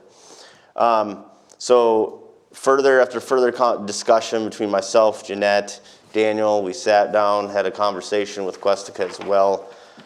We believe that the best course of action at this time is to move towards canceling our implementation process with Questica. They're having a discussion of what that looks like. They haven't given, unfortunately, our client support person was on vacation, so we were talking to that person's boss, and that person came back today, so they didn't have a full response of what that looks like. But our recommendation, unfortunately, this time is to cancel that process with Questica. We think at this point, the best course of action would actually just to be moved towards getting a new ERP that's just much more robust to replace Banyan. We think that would actually solve a lot of our problems. Some of those systems have reporting. Originally, our intent was that maybe Questica would actually extend the life of Banyan a little bit and give us more time, but that's not turning out as it happens. So we are asking authorization from you to formally cancel the implementation process with Questica. Unfortunately, I don't have what that number looks like exactly. We have paid the full first year fee, that $29,875, so it was $11,500 for implementation, $18,275 for software subscription. My intention is that to push them that full software subscription should be returned because we haven't used that. And most, if not all, of the implementation also returned because, again, we are very early on to the implementation process. I would say not very early on, we're about midway, haven't done the full implementation, not even, only a portion of our data has even been uploaded at this point. So what we're be pushing for a staff perspective is full refund of the software subscription and at minimum, at least a partial refund on the implementation fee. So, but before we actually pull this trigger, because this was something that was authorized by the council, we wanted to get your authorization to do this, as it is essentially pulling out of a contract. I personally think it makes sense. I mean, I worked for a telecom equipment manufacturer for many years as a systems engineer. I was a technical account manager for Dell. It's very typical to have a disconnect between sales and implementation service. It's, Michael, I think, could probably attest to that. You know, it is what it is. I do think, though, when we do look at an ERP type of software, we should look maybe at a consultant, and try to figure out, make sure we don't have implementation issues. And again, it happens more often than it should. And I think I would agree that the Questica software, we all attended the demo, it looked great, but I would agree the city should not be uploading its own data. That should be done, whoever the contract is awarded to. What happens to the data that was uploaded? Do you get to, I mean, is it just wasted time? Or do you, I mean? So the data that was uploaded at this point was just like, what is our fund organization? Like, how do we organize, you know, our data? Okay. So, and again, it was, you put it into a spreadsheet, you Sometimes export they transfer that. Can't they transfer that if it's already like So it's uploaded? not data, we didn't lose any data. Okay, okay. And that was part of our assumption, again, you know, you assume we can ask that of you and me. It's kind of what we did here, is that like even like full ERP systems, full accounting software, it's they say, give us an ESV file of this, Right. this, and this. They build it and come back and say, what do you think? And then when we started our first round of implementation, they were like, okay, by next week's do all of this stuff. We kind of went, wait, what? Okay, So. right. Any other questions? I'll make a motion to formally cancel the implementation process with Questica. I'll second. Any other discussion? So just clarifying, we don't fully understand at this point what Questica is willing to refund back to the city? At this point, no. I don't know that I can vote in favor of this at this time. It feels to me like if we're going to pull out of an obligation that we've established with this company for their services, it'd be at least nice to know with the action what we're going to get reimbursed back or otherwise have into this that we're not going to be able to realize now. Any other comments? I mean, I understand where Brad's coming from, but if we're gonna cancel it, Yeah. irregardless, there's a chance, we're gonna lose some money. I mean, if the mission or goal was to keep it, then, you know, we would keep it. Well, I think that's maybe part of what I'm thinking about, but not speaking to at this point. Is there any potential entertaining that pulling out of this agreement is actually a bad idea? I don't know. I don't know that we can know the answer to that possibly until we fully understand how much the city stands to lose with what we already paid this firm. Or what we're obligated to pay them, I should say. Another one option is if it comes within, again, a certain amount, like if it's over and above, say what we already paid this year, come back to you before we pull it. If it's, you know, that's another option too, is.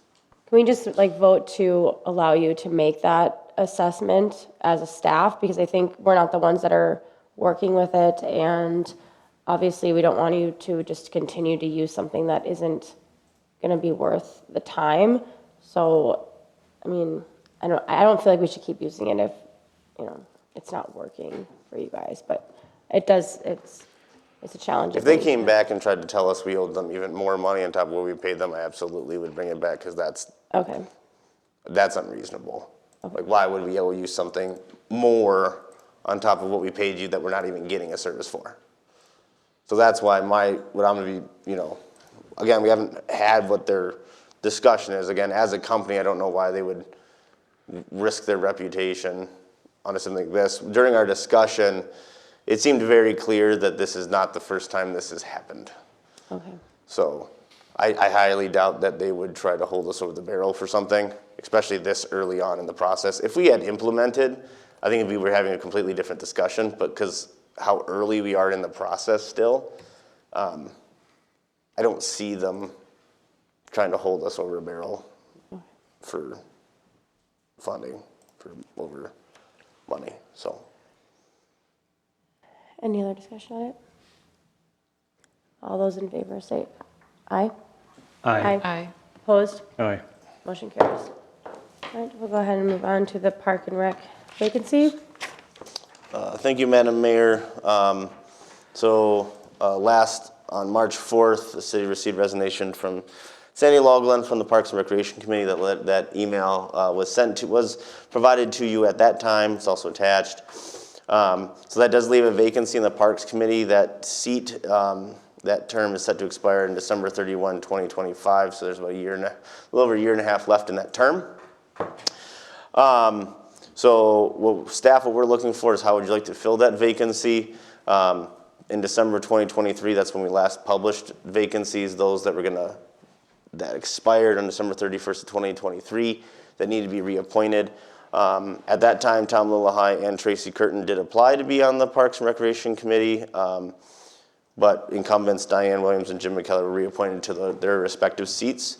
So one option is if the council wanted to, we could have staff reach out to those individuals to see if they're still interested. And then come if they're both, and then come back with whether or not they're interested. Alternatively, the city council could direct staff to essentially publish the vacancy, which has been done previously, gather new applications, and then consider those applications at your meeting on May 6th. So we're just looking at this point, kind of how would you like to proceed in filling this vacancy?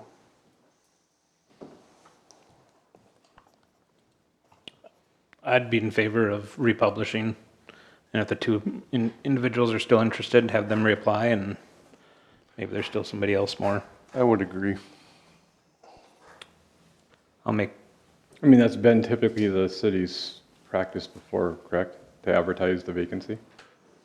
I think we've done a little bit of both. I think it depends on how long it's been since the city has last gotten applications. So I know before, I think they've gone, I don't know exact situation, but correct me if I'm wrong, I guess Councilmember Maroney or Ball, since you've been here the longest. When last time, I think you've done that before, but you've also republished before, so. yes. Yeah, it's been both ways. Yeah, I think that's right. I think it does depend on how long it's been in between, so. Yep. I'll make a motion to republish for the vacant Parks and Rec Committee. Second. Okay, any other discussion? All those in favor say aye. Aye. Opposed? Motion carries. All right, we'll go ahead and move on to old business. Workshop discussion.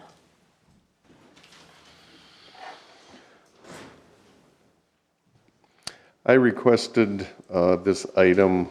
I know Brad has, voiced his concern about the times.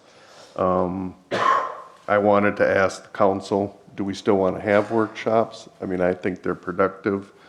Again, what time should we start the meeting? To me, the survey I thought was good, but the last two times I looked, there was 2 responses, including the administrator. However, the council wants to determine the meetings, whether we do it at a council meeting, whatever the majority wants to do. But I do think that it is important to have the workshops. You can't cover all this information at a meeting. But there needs to be some expectation if we're gonna have a meeting, how long does it take to schedule this? I mean, last month it was canceled because we were trying to schedule it, in Easter, the spring break was coming up. And that should have been a discussion at the beginning of the month. So asking my peers, what do you want to do? I think one of the other things too is, the last workshop we had, it was about golf carts, if I remember correctly. Was it the golf carts and the What did we, what was the second thing we talked about? I don't remember.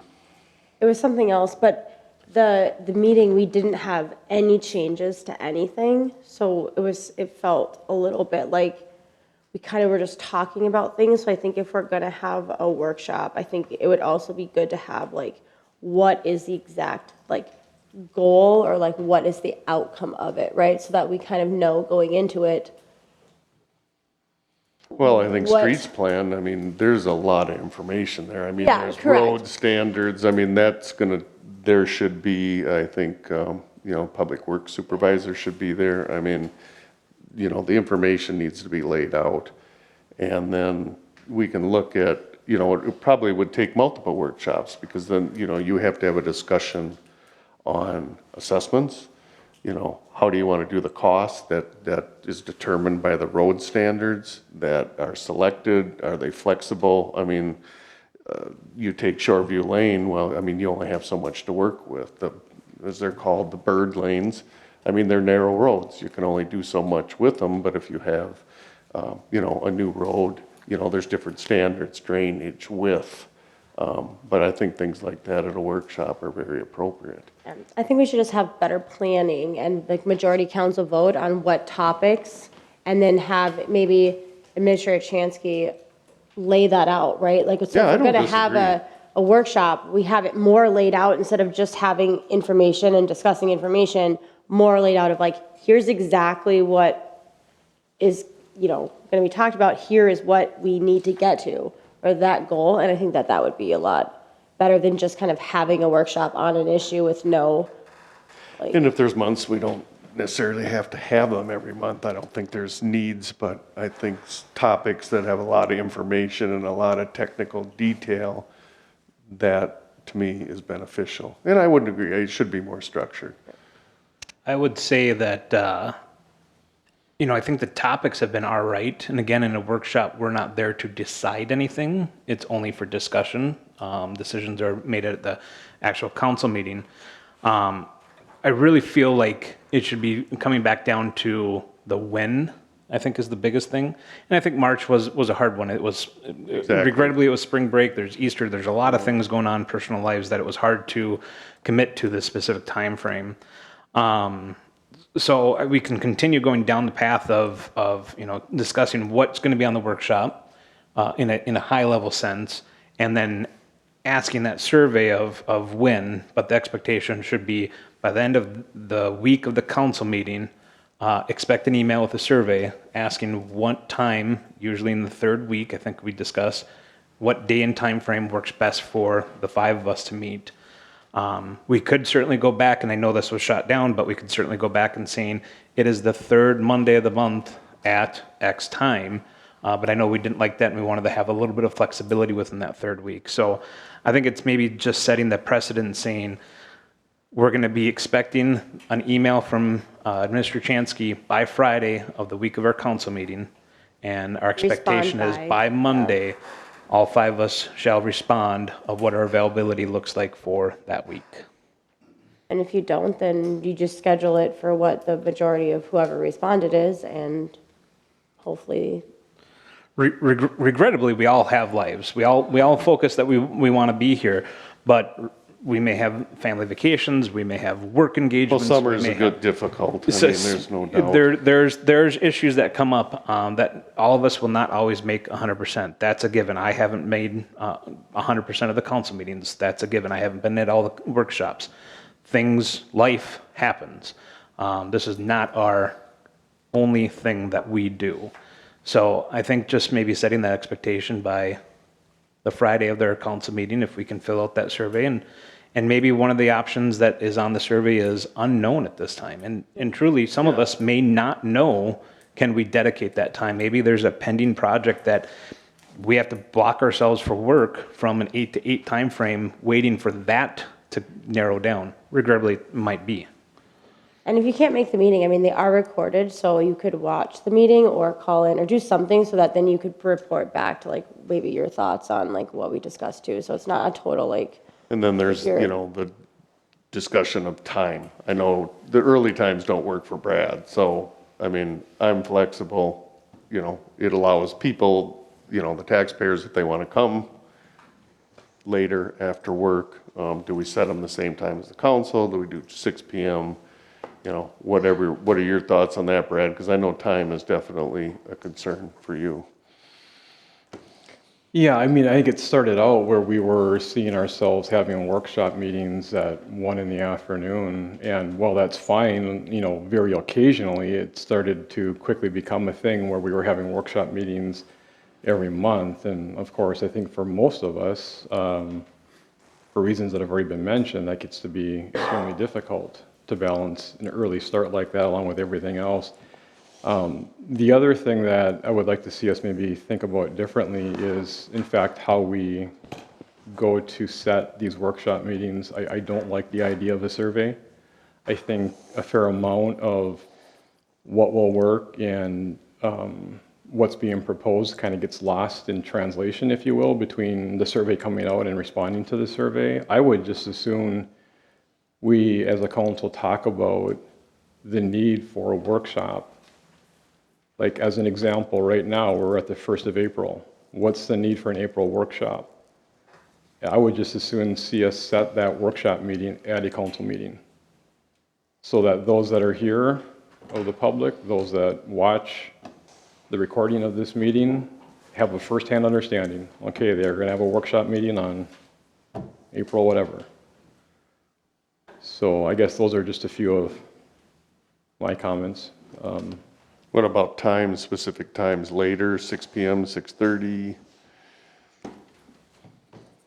Well, again, you know, to me, as I think of what a part of it is, you know, what works for us individually, but then what works for, you know, members of the community that might be interested to come out and actually listen in on what the conversations are or what have you. So,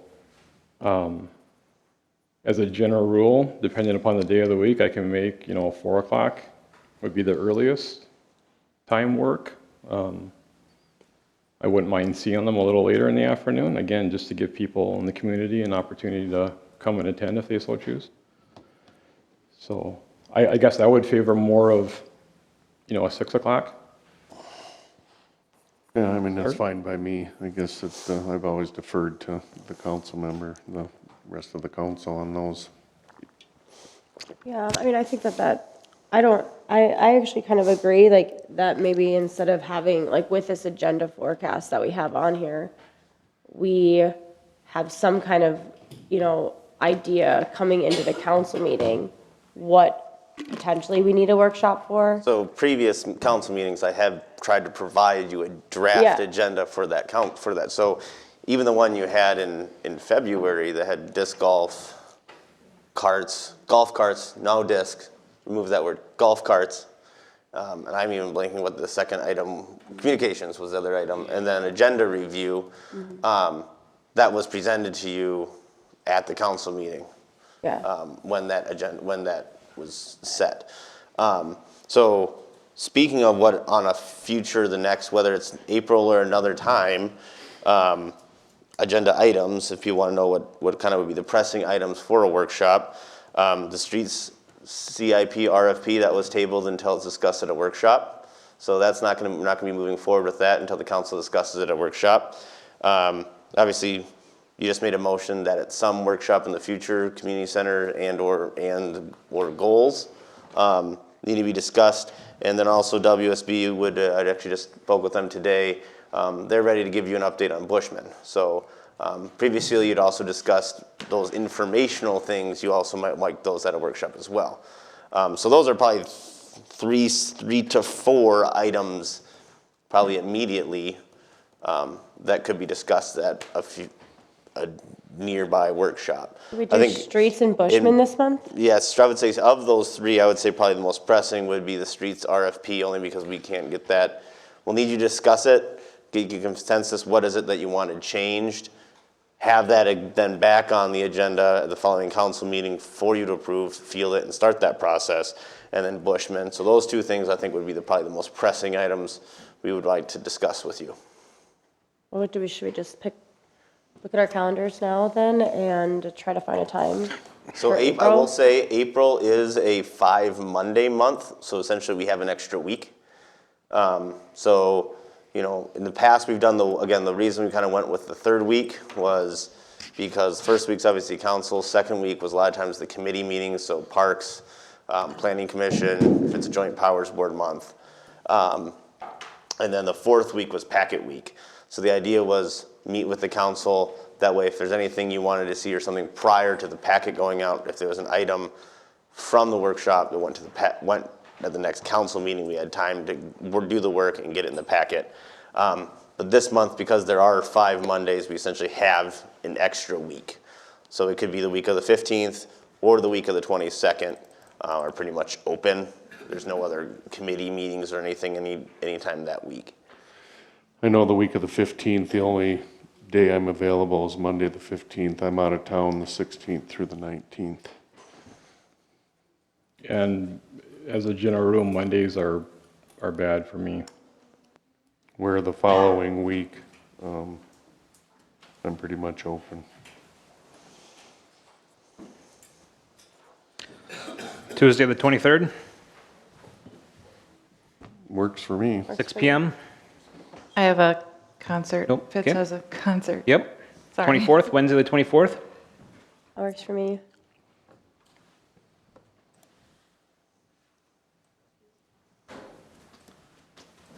I'll make a motion to have the workshop on Wednesday, the 24th at 6 PM. I'll second. To talk about streets, CIP, and Bushman.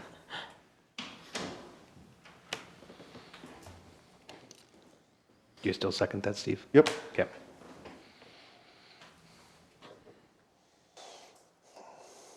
Right, sorry, any discussion? Does that work for you? It should work, yeah. Okay. As of today, right? Right now, yeah. I think that works for everybody, so all those in favor say aye. Aye. Aye. Opposed? Motion carries. Just an ask of staff to send out a, Oh, yep, calendar. thank you. Yep. Perfect. All right, we'll go ahead and move on to staff reports. Okay, thank you, Madam Mayor. Just a few things. Let me go back to my list here. Today,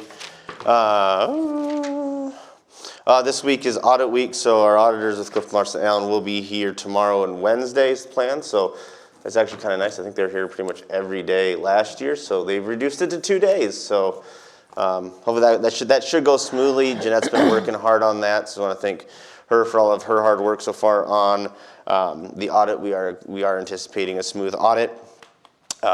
Quarterly newsletter. So our very first quarterly newsletter will be going out this month. Daniel's been working on that. So that'll probably, I think we're anticipating it being in the mail next week. It should be in people's mailboxes mid to late April. Yeah, I would go with mid-April at this point, probably. Yeah. So that'd be our first mailer. And then the monthly Breezy e-newsletter will go out by the end of this week. And the last thing I just want to, again, just give a shout out to our Public Works crew last week. Seems actually the second real snowstorm we had all year. They did a fantastic job. Rave reviews on the new snowplow. Joe told me actually, as anticipated, cut down numerous hours from their plow route. So it was able for them to get to everyone's streets faster, reduce the amount of time they had to be on the roads as well. So I just want to give them another shout out for their great work from, Sunday, Monday, Tuesday, Wednesday plus last week. So that's all I have, Madam Mayor. All right. Just a clarification, the newsletter will include that QR code, sign up easy, I forget the page you called it, but on the e-newsletter. Yeah, I have a condensed version that's going on the back of the thing. It's a similar setup, but obviously I can't fit that entire page on it because formatting, but it'll be included. Awesome, thank you. Also, the last thing I'll just add on that, Daniel's been working with Lakes Printing. We're actually going to be getting some stickers as well as a board with the QR code for the sign up to be placing around City Hall. So if people come in and see it, they can just do it right then and there as well to make it easy for people to access and get signed up. All right. Does anyone have anything to report? Just a question for Daniel on the mailings. Did you ever get a quote from the postmaster in Pequot? So I talked to the guy that was sent to be my Mr. Olson. If you'll have to forgive me, I don't remember his name off the top of my head. The only option that they had available was what I expected was EDDM, which you guys had said you wanted to avoid because you wanted to make sure you got it into all the mailboxes and make sure we hit the seasonals, which in the original proposal, like I said, EDDMs, because it doesn't go directly to address, wouldn't hit the seasonal people. So if we go through this first one and we decide, you know what, actually it was whatever, let's just do the EDDM, I can call the guy back, I have his contact information, and I can work with him at that point. He could probably give us a deal, but because we're just doing that direct mailer, there's really not any way they can help us right now. No, I think it's very important we hit the seasonal. I mean, we need to hit all the taxpayers of the community, whether they be, full-time residents or seasonal. I mean, seasonal population makes up 40% of this community. Yeah. So just as a reminder, for those, the quarterly, what the council decided is that we've generated, or actually Lakes Printing was able to generate a list of all taxpayers in the city of Breezy Point. So to every taxpayer, their address as listed in GIS, the newsletter will be going to those addresses.